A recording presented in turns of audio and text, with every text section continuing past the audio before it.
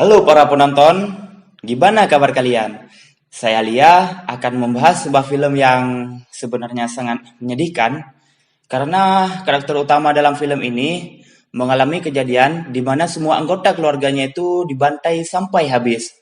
Namun karena fokus ceritanya lebih kepada pembalasan dendam, maka kesedihan dalam film ini itu ditutupi oleh kemarahan dari sang tokoh utama kita. Penasaran bagaimana jalan ceritanya? Ini dia.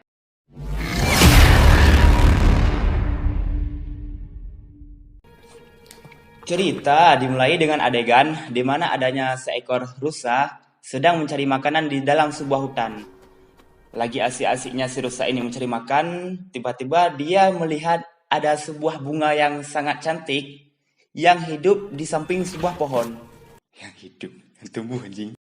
Tanpa mengucapkan doa makan, si rusa tersebut langsung melahap bunga tersebut dengan lahapnya. Tapi seketika setelah si rusa memakan bunga tersebut, si rusa ini tiba-tiba jatuh lalu mati.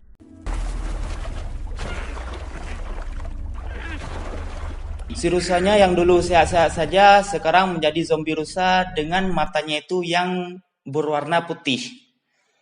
Lalu ketika berjalan dengan tergoyang-goyangnya, dia itu mendengar ada suara kres-kres dari dalam semak-semak hutan.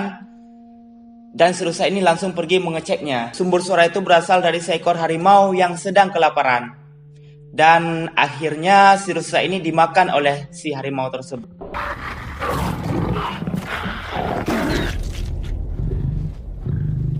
Kemudian scene berpindah kepada dua orang yang lagi asik-asiknya berjalan di dekat pembatasan. Lalu mereka mendengar ada suara raungan dalam hutan. Karena penasaran dengan suara tersebut, mereka langsung memasuki hutan untuk mengecek apa yang terjadi di dalam hutan. Alangkah terkejutnya mereka ketika menemukan setumpuk mayat dari orang-orang yang ternyata mereka adalah dari suku Pajewi. Ingat ya, Pajewi. Lalu dua orang tadi memberikan laporan tersebut kepada atasan mereka yang bernama Min Chirok. Ini dia orangnya. Lalu Min Chirok pun datang dan memeriksa setumpukan mayat tersebut. Dan dia menemukan sebuah bola dengan ukuran kecil yang ternyata bola tersebut berasal dari raja mereka. Mengetahui hal itu, si Min Chirok ini menutup mulutnya rapat-rapat karena dia tidak mau orang-orang bawahannya mengetahui kenyataan yang bahwa kalau suku Pajewi ini dibunuh oleh sesama manusia. Tapi bawahannya dia cukup jeli ketika melihat korban yang sudah bisa dipastikan jika pelakunya itu adalah manusia. Tapi si Min Chirok tidak ingin rakyat mengetahui hal tersebut. Lalu fakta diubahnya dengan mayat tersebut dihabisi oleh harimau. Dan lalu korban dari mayat tersebut langsung dibakar untuk meninggalkan bukti nyata. 이들을 죽인 건 호환이어야만 하네. Scene berpindah kepada seorang anak perempuan yang pulang seperti mengendap-endap. Ternyata dia adalah Asin, karakter utama kita. Setelah berbacot-bacot yang menurut saya tidak penting dijelaskan, scene berpindah dengan kedatangan Min Chirok untuk bertemu dengan ayahnya si Asin. Namanya itu adalah ini. Saya sebutin saja namanya si bapak Asin ini dengan Hambar. Karena anaknya Asin, jadi nama bapaknya itu Hambar. Lalu si Rock ini menjelaskan maksud kedatangannya, yaitu meminta kepada si Hambar untuk melakukan misi yang sangat berbahaya, yaitu pergi ke desa Pajewi untuk menyebarkan rumor kalau terjadi kejadian tragis di mana ada sekelompok orang yang dihabisin oleh seekor harimau. 호랑이다.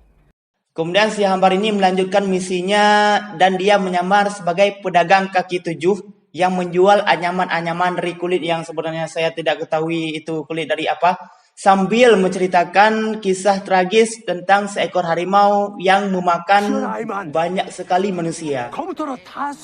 Pendengarnya pun dibuat takjub dengan cara si Hambar bercerita. Sampai-sampai ada seorang yang menanyakan kebenaran dari ceritanya itu dengan tersenyum sangat manis.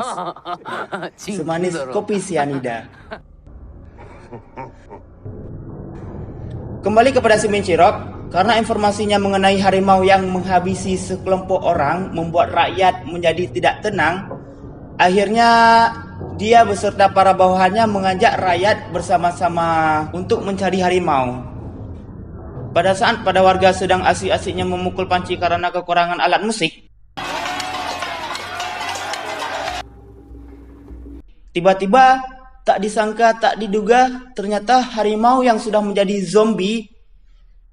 Nah, masih ingatkan dengan harimau yang memakan rusa tadi? Ternyata harimau itu sudah menjadi zombie dan dia tidak terusik dengan suara musik yang dipukul oleh para warga. Lalu si harimau pun menyerang warga dengan tidak mempunyai keprihewanan. Lalu warga yang takut langsung lari berhamburan seperti semut yang lupa bawa Google Maps. Terlihat juga anggota Pajawi memisahkan diri dari para rakyat karena mereka yakin dengan informasi yang mereka terima dari si Hambar mengenai harimau pemakan sekelompok manusia.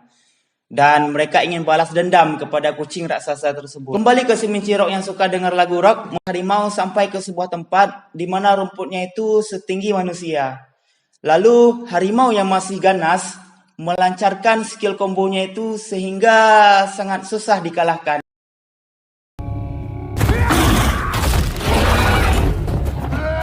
Hingga akhirnya bertemulah Kapten Gwil Pajawi dengan harimau. Oh ya, ini dia kaptennya.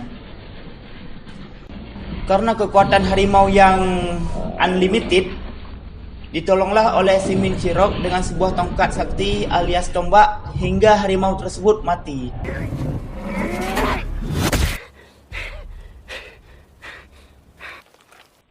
Bukannya berterima kasih, Kapten Gwil Pajawi pun menusuk perut harimau untuk mengambil jenazah teman-temannya yang dari suku Pajawi. Tapi anehnya, dalam perut harimau itu tidak terdapat satupun mayat dari suku Pajawi. Yang berarti harimau tersebut tidaklah membunuh anggota dari suku Pajawi. Merasa tertipu dengan informasi gosip yang mereka dapatkan dari ayahnya Asin si Hambar tadi, Kapten Gwil ini pun mengancam akan berperang dengan si Mincirok dan dengan kerajaan yang dibela oleh si Mincirok. Karena merasa hampir kalah dan tidak mau berperang dengan suku Pajawi, akhirnya Mincirok bilang kalau yang membunuh anggota dari suku Pajawi itu memang bukanlah berasal dari harimau tersebut, melainkan dari seorang manusia. Dan dia juga mengatakan kalau pada saat dia memeriksa kondisi korban dari suku Pajawi, dia itu ada menemukan sebuah kalung dengan lambang yang unik. Nah, ternyata kalung ini adalah kalung miliknya si Hambar, ayahnya Asin. Lalu Sin berpindah kepada si Asin yang panik dengan kesehatan ibunya yang memburuk. Dan di desa mereka itu tidak ada satupun seorang tabib.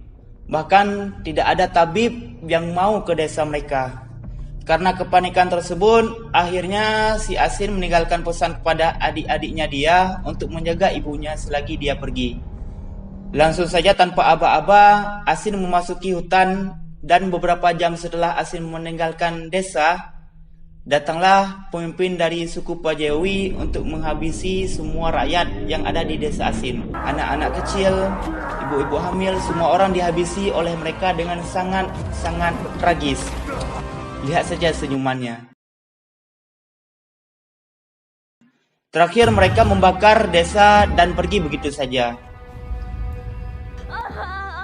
Kembali kepada Asin yang mulai memasuki hutan, dia terkejut dengan adanya mayat yang mati dengan anak panah yang sangat mudah untuk diingat. Lalu dia memasuki sebuah gua yang di dalamnya menceritakan tentang bagaimana kinerja dari tanaman sebuah bunga yang bisa menghidupi orang mati. Tapi tentu saja dengan harga yang harus dibayar, yaitu menjadi zombie. Setelah mengetahui kenyataan yang sangat-sangat menganehkan itu, dia langsung gas pulang ke desanya. Dan betapa terkejutnya si Asin ketika melihat kalau desanya itu sudah habis dibakar. Dan penduduk yang ada di dalam itu tidak ada satupun yang selamat. Lalu si Asin berjalan sambil menangis karena tidak percaya atas apa yang dilihatnya. Dan dia menemukan sebuah kalung yang si Asin sangat yakin kalau kalung itu adalah miliknya si Hambar, ayahnya Asin. Keesokan harinya, Asin langsung pergi meninggalkan desanya dan pergi menemui Mincirok yang suka dengar lagu rock untuk dimintai pertolongan. Si Asin mengetahui jika yang melakukan hal keji tersebut adalah suku dari Pajewi. Makanya dia memohon untuk dibalaskan dendamnya sambil menunjukkan sebuah kalung milik ayahnya. Melihat kalung tersebut, si Mincirok pun langsung memberikan jawabannya yang saya pun sebenarnya tidak tahu maksud dari ucapannya. Lalu dia memerintahkan bawahannya untuk membawa Asin ke suatu desa dan ditempatkannya di kandang babi. Lalu Asin memulai kehidupan barunya itu dengan sangat disiplin. Dia bahkan belajar cara memanah dan mengendap-endap melihat aktivitas dari suku Pajewi. Hingga suatu hari, dia langsung memanah rusa lalu dikejar oleh babi liar. Asin kecil pun lari menaiki pohon yang sudah jatuh. Lalu si Asin yang bocah ingusan berubah menjadi Asin versi dewasa. Lalu babi itu dipanah oleh Asin tepat di perutnya. Suatu hari datanglah bawahannya si Mincirok kepada Asin yang menyuruhnya menyeberangi sungai untuk melihat pergerakan dari suku Pajewi secara terperinci. Lalu si Asin pergi menjalankan misinya dan dia memasuki sebuah gubuk yang lumayan besar dan bersembunyi di sana. Kemudian masuk salah satu dari suku Pajewi yang datang membawa makanan, lalu ditariknya seseorang dari bawah meja. Asin yang melihat hal itu sangat terkejut. Itu adalah Hambar, ayahnya Asin masih hidup.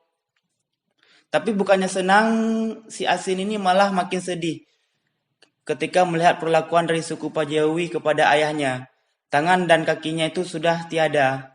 Yang diucapin oleh ayah Asin itu hanya meminta seseorang untuk segera mengakhiri hidupnya. Sebelum melepaskan ikatan dari rantai besi ayahnya, Asin sempat membaca tulisan yang berbunyi mata-mata yang mengkhianati suku sendiri. Karena sangat mencintai ayahnya, si Asin ini langsung mengakhiri kesengsaraan si Hambar ayahnya itu. Lalu si Asin juga membakar gubuk tempat ayahnya ditawan.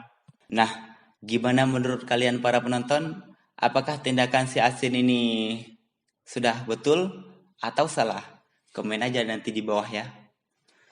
Pada saat perjalanan pulang, si Asin gak sengaja melihat anak panah dari pasukan si Mincirok yang mengingatkan dia dengan anak panah yang dia lihat waktu masih bocil dulu.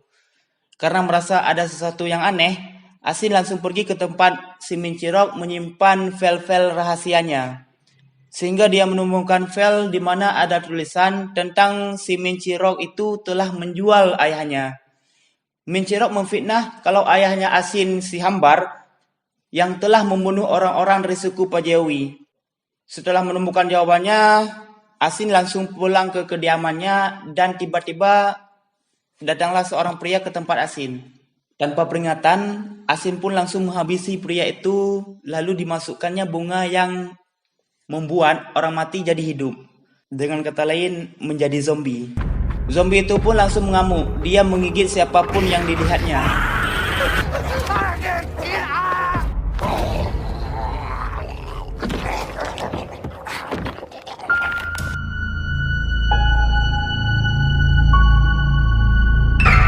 Asin yang sudah mempersiapkan rencananya dengan sangat matang, dia berdiri di atas genteng rumah untuk membantu para zombie menyebarkan virus ke manusia lain. Bahkan Asin memanah siapapun yang mencoba melarikan diri. Ada seorang yang meminta tolong kepada Asin, bukannya ditolong, Asin malah memanah tangan si cowok tersebut. Karena kesakitan, si cowok ini berteriak dengan suara yang sangat keras, hingga zombie yang mendengar teriakan tersebut langsung menghampiri dan mengerumuninya. Paham akan kesadaran PPKM, si Asin ini langsung mencegah kerumunan itu dengan menuangkan minyak, lalu memanahnya dengan api. Setelah semua zombie berhasil dikalahkan, akhirnya Asin memasuki kediamannya yang ternyata sudah ada satu orang yang digantung di tempatnya. Dan kalau kita lihat dari raut wajahnya, ini sih mirip dengan si Mincirok. Dia langsung meminta maaf kepada Asin, namun hati Asin sudah tidak mau memaafkan siapapun lagi. Akhirnya, si Asin membawa orang tersebut pulang ke desanya yang dulu, lalu dengan sangat mengejutkan, ternyata si Asin ini sudah menjadikan anggota keluarganya dan seluruh penduduk yang ada di desa menjadi zombie. Lalu Asin langsung menyerahkan orang yang ditawannya itu kepada para zombie. Para zombie pun langsung memakan orang tersebut. Singkat cerita, ending pun mau tiba. Asin datang kepada raja yang menjadi pemimpin di sana, menawarkan akan ajaibnya bunga yang dibawa Asin.